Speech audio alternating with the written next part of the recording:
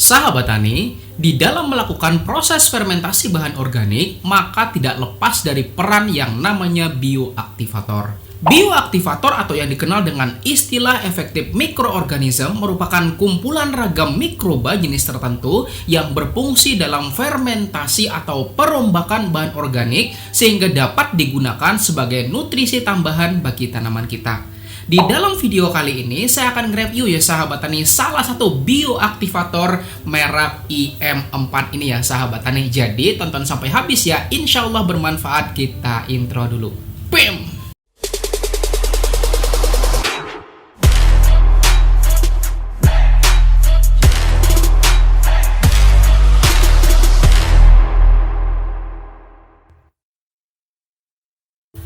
Sebelum kita mulai, klik dulu ya tombol jempolnya. Dan buat sahabat tani yang sudah subscribe channel ini dan klik tombol loncengnya, saya doakan mudah-mudahan rezekinya tambah banyak dan makin sehat selalu, oke? Sahabat tani, di tengah mahalnya harga pupuk kimia, maka pupuk organik menjadi salah satu alternatif. Karena selain biayanya yang relatif terjangkau, juga dapat membenahi dari lahan pertanian kita yang pada dasarnya berkurang kualitasnya akibat penggunaan dari bahan kimia yang secara terus-menerus.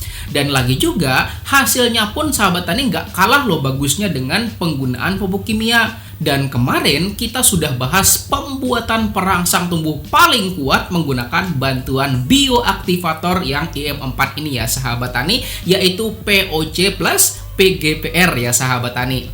Dan perangsang tumbuh ini dapat memaksimalkan pertumbuhan tanaman walaupun tanpa penambahan dari pupuk kimia.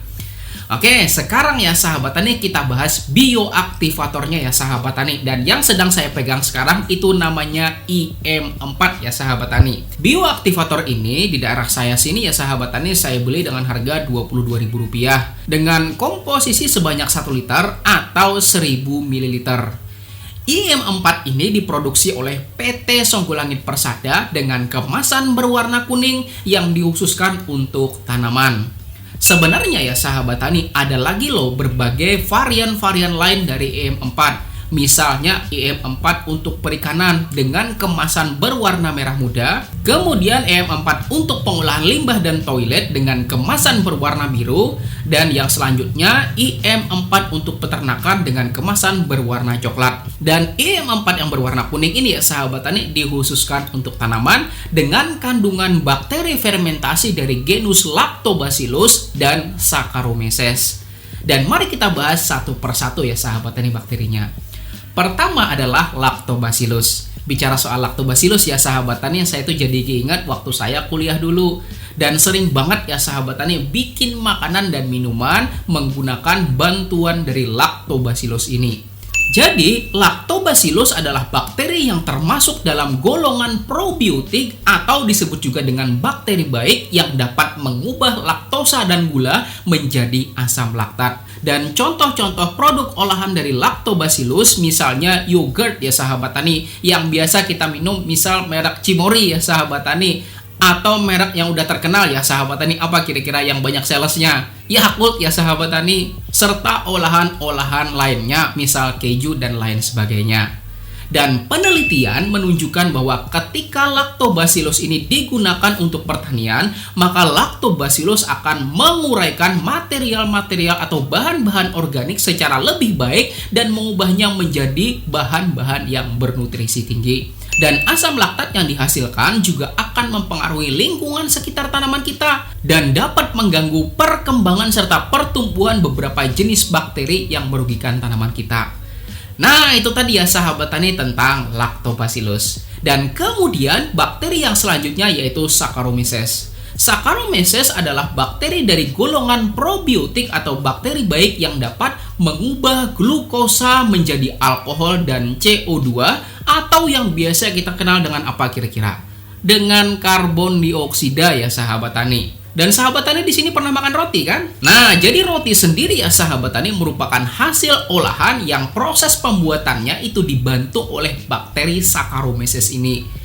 Di dalam dunia pertanian, keberadaan Saccharomyces ini sangat-sangat penting karena dapat membantu menghasilkan senyawa-senyawa tertentu yang pastinya tuh sangat-sangat bermanfaat bagi tanaman kita. Bahkan pada video ini ya sahabat tani, itu tuh saya menggunakan tape sebagai bioaktivator. Dan sadar nggak sahabat tani, bahwa tape itu merupakan salah satu bahan yang diolah atau difermentasikan menggunakan ragi, ya kan? Dan itu berarti Saccharomyces lah yang berperan dalam pembuatan POC pada video yang judulnya adalah POC paling kaya nutrisi ya sahabat tani, oke? Nah, itu tadi ya sahabat tani, kandungan bakteri yang ada pada IM4 yaitu apa? Lactobacillus dan Saccharomyces. Kemudian tertera juga ya sahabat tani pada kemasan IM4 ini bahwa dia tuh bisa membantu meningkatkan kesuburan tanah dan produktivitas tanaman karena mengandung bakteri yang dapat menambah nitrogen bebas dan bakteri pelarut fosfat serta bakteri penghasil fitohormon dan juga perombak bahan organik. Dan sekarang mari kita lihat lebih dalam lagi bagaimana sih isi dari IM4 ini ya sahabat tani. Sekarang mari kita tuang IM4-nya.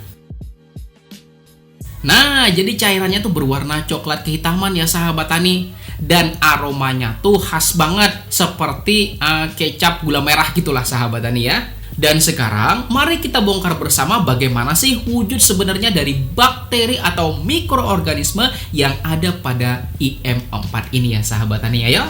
Dan pada video ini saya menggunakan mikroskop digital biar lebih kelihatan aja bakterinya ya sahabat tani. Pertama kita ambil dulu sampel IM4-nya.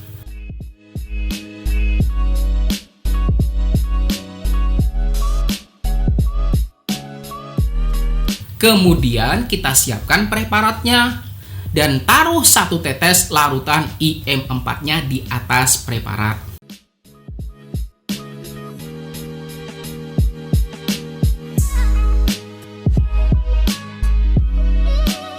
Kemudian tutup dengan deck glass. Dan kita tuh menggunakan deck glass ukuran 20x20 ya sahabat tani biar jarak pandangnya itu atau jarak pengamatannya itu jadi lebih luas.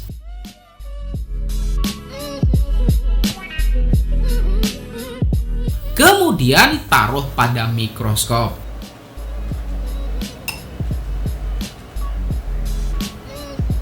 Dan pengamatan kita mulai dengan lensa yang perbesarannya itu 4 kali. Ternyata belum terlalu nampak ya sahabat tani. Dan sekarang kita bakal gunakan lensa dengan perbesaran 10 kali. Nah, sudah mulai kelihatan ya sahabat tani, coba lihat. Begitu banyak kan bakteri atau mikrobanya di dalam 1 tetes IM4 ini. Dan ingat ya sahabat tani, ini tuh cuman 1 tetes loh. Dan bayangin aja ya sahabat tani, kalau banyaknya itu 100 mili misalnya, atau kira-kira 500-an tetes coba. Maka seberapa banyak sih kira-kira bakteri atau mikrobanya, coba bayangin. Dan sekarang kita geser lagi ya sahabat tani. Kemudian kita geser lagi sedikit. Nah, banyak kan sahabat tani bakterinya. Dan sekarang mari kita ganti lensanya pada perbesaran 40 kali. Dan seperti inilah wujudnya ya sahabat tani. Nah, seperti inilah wujudnya ya sahabat tani. Nah, gimana coba? Jadi seperti ini loh bakterinya.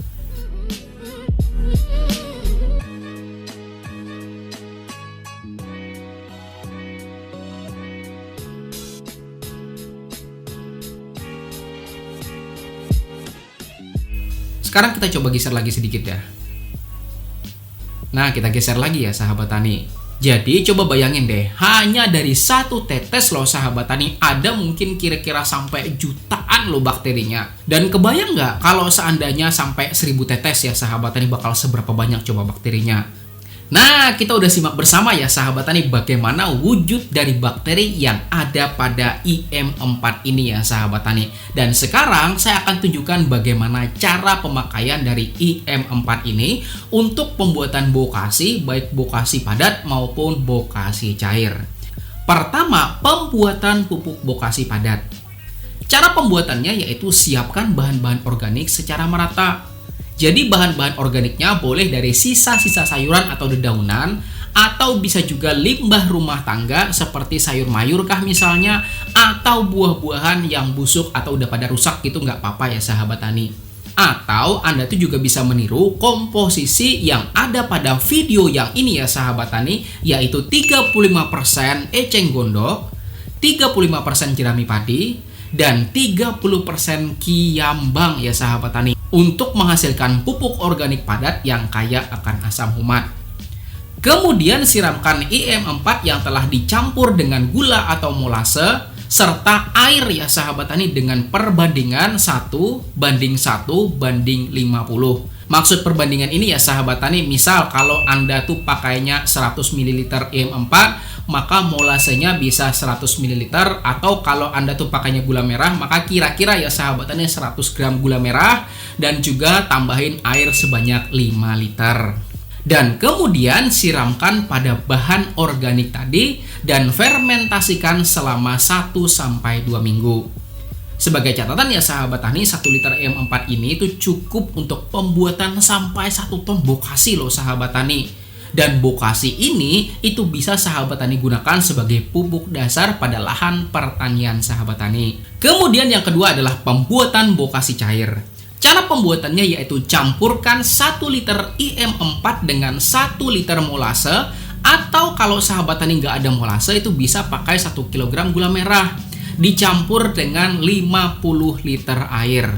Dan kemudian tambahkan kotoran ternak sebanyak 20 kg dan aduk secara merata. Dan fermentasikan itu selama 2 minggu ya sahabat tani. Atau kalau mau pakai cara saya juga bisa ya sahabat tani, seperti yang saya jabarkan pada video ini ya sahabat tani, yaitu cara pembuatan POC dengan perangsang tumbuh paling kuat.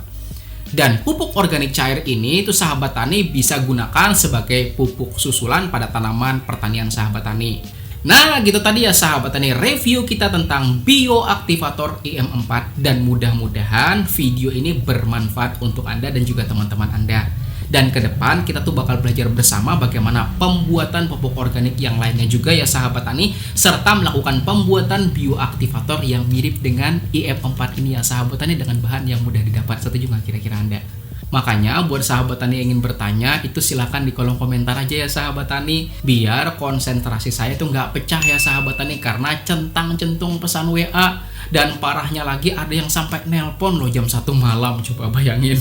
Dan bayangin ya sahabat tani, ada banyak banget yang WA ya sahabat tani, dan jari saya itu cuma 10 punyanya. Dan gimana coba mau balas semuanya, dan bahkan pertanyaan itu juga sama-sama. Makanya mending lewat komentar aja deh sahabat tani, supaya saya itu lebih enak lagi membalasnya menggunakan komputer yang ada di samping saya ini gitu ya sahabat tani. Dan terima kasih banyak udah nonton sampai habis ya sahabat tani. Mudah-mudahan video ini bisa bermanfaat untuk Anda dan juga bisa bermanfaat untuk teman-teman Anda. Dan jangan lupa di-share ya sahabat tani. Mudah-mudahan yang lainnya juga di luar sana itu bisa dapat manfaat dari video ini, oke? Dan di samping sini ya sahabat tani, ada 2 video yang saya rekomendasikan untuk Anda pelajari. Insya Allah akan semakin membuat keilmuan Anda tambah banyak lagi. Tonton ya sahabat tani. Terima kasih, saya Rizali Ansar, saya undur diri dulu. Wassalamualaikum warahmatullahi wabarakatuh.